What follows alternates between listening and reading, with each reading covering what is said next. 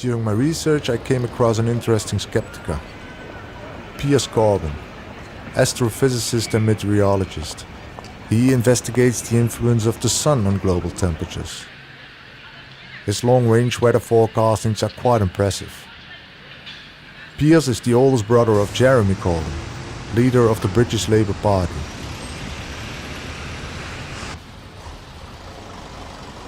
All the actual observable evidence shows that it is CO2 which is an effect, not a cause of climate. CO2 levels depend on the surface temperature of the sea, because there's a dynamic equilibrium between the CO2 dissolved in the sea and in the air. And there's 50 times as more CO2 in the sea than there is in the atmosphere. So that is how it actually works, and the data shows that. And there is a lag of CO2 following temperatures on a world scale of some hundreds of years, and that this has been going on for millions of years. How do you sell that the CO2 is rising at this time? Yeah, probably because of the medieval warm period about 800 years ago, and there's a lag effect on the warming and the CO2 coming off from the sea because of the complicated undersea currents, which actually takes hundreds of years to circulate around the globe.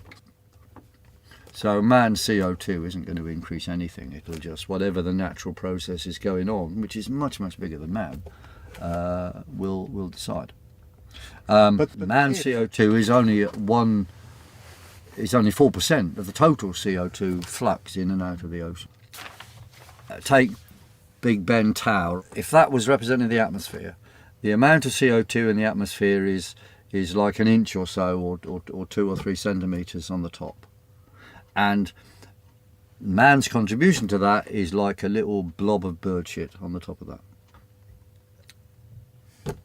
And we're told to believe that is causing climate change. It's complete delusional nonsense, because it requires a conspiracy of nature for the natural processes to follow man. Now, there's 10 times more CO2 produced by termites than there is by man. So for CO2 to follow man, then the termites have to do, somehow follow man's CO2, which of course is insane. It's a conspiracy of nature of the most insane proportions. I mean, yet this is what is propagated by the powers that be.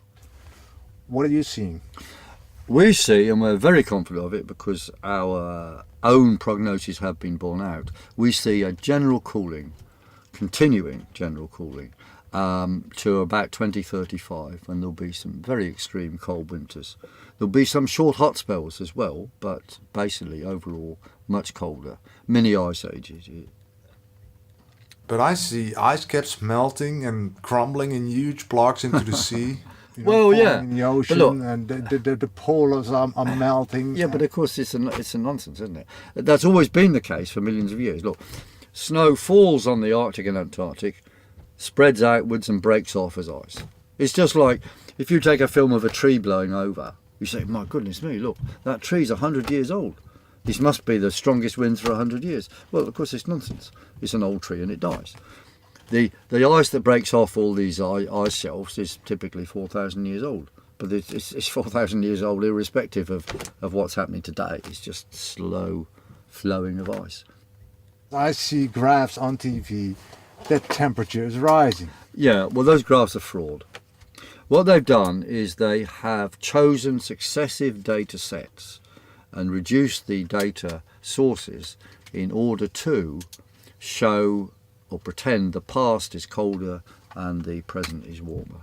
Now, in successive years, they produce different data sets given by these other graphs. So the most recent one is this red one here, which has got the minimum. They've made the past colder, and the present they made it warmer. So the rise in the 2001 data is this, and the rise since 1975 in their so-called better data is this. But they just consistently choose data sets in order to make the past look colder and the present look warmer. The difference between these two is 0.5 degree. So To my way of thinking, there's half a degree of fraud. They don't deny it. They just say, oh, we've now got better measurements. Well, this is how to lie to politicians. Yes, Minister, of course, this is the best available data, which will enable you to lie, Minister, to Parliament. So the actual effect of that is basically half a degree of bogus warming. So if you take half a degree off current world temperatures, then you're going back to the same temperatures as were in the early 40s. Imagine that your theory falls. Mm-hmm. And there is CO2 and we need to combat the climate. The main question is that überhaupt possible to fight climate, stabilize climate as we are trying to do it today? Well, no. Adding or removing CO2 will have no effect. If you remove CO2, more CO2 will come off the sea. And if you add extra CO2, it'll just go into the sea. So all those things are complete delusional nonsense. If you do want to try and change climate, I would say it's pretty difficult, because you're going to have to change solar activity or prevent particles coming from the sun, which can't be done. You can use an umbrella when it rains, so that's quite effective. Well, small farms are pretty inefficient things. I mean, actually, you do need to have big farming to be more efficient. But I suppose for multinationals, there's cheaper ways of growing food abroad. So, you know, if they can make more profits by shunting food all over the world, they will do. And they're perfectly happy to reduce farmers to, as you say, watching wind farms and be subsidised by other workers in order to build these completely stupid things. But overall, it's part of a de-industrialisation plan for the West, because super profits can be made by workers in India, Turkey and China making machinery.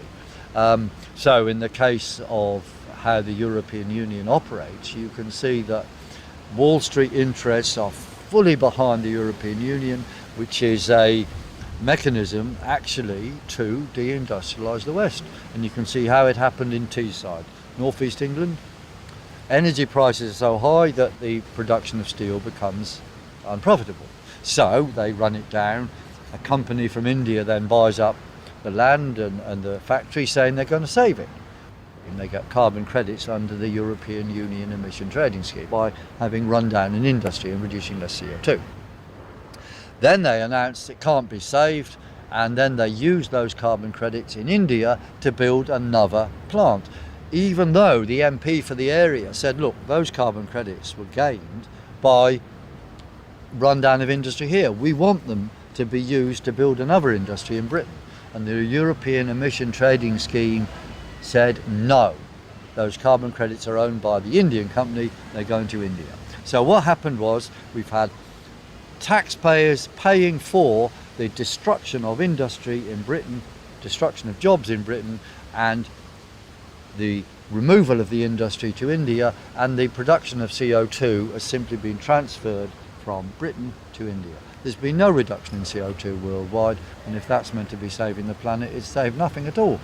It's just deindustrialised the West and caused more super exploitation of even lower paid workers in India.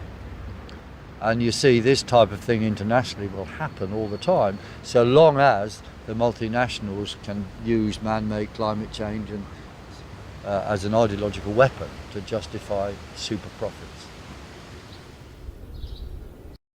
Well, the modern left partly lost its way when the Berlin Wall came down and turned from a sort of straightforward socialist ideology to something like red and green mixture, you see, and developed things like eco-socialism, whatever that means.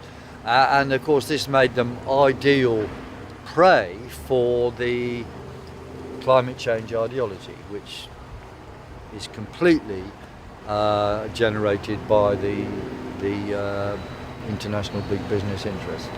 We all want to do something good, you know, and saving the planet is good. So I say, look, okay, saving the planet is good, but let's say all these trees and so on, we should defend them for their own sake. We defend biodiversity for its own sake.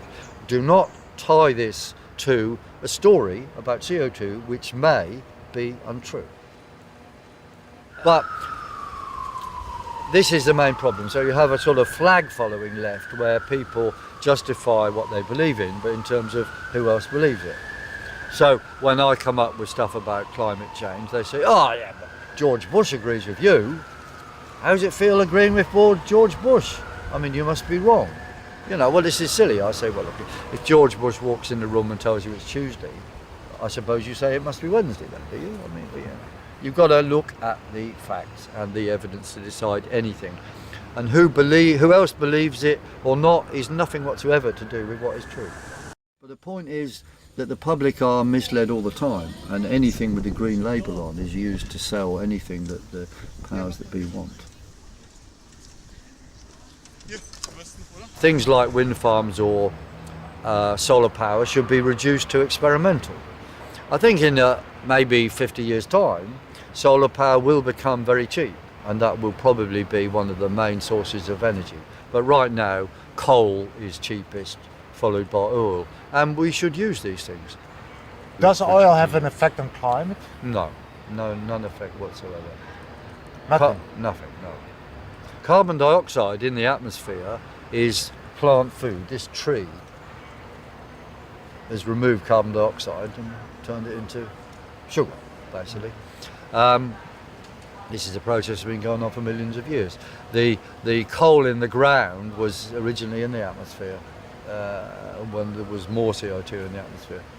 If you double the amount of CO2, that would be a very good thing, because it would increase the growth rate of plants by about 40%. That would be hugely beneficial to agriculture. But it would be impossible to double CO2, because what happens is it will get absorbed into the sea, because the sea and the air are in balance all the time.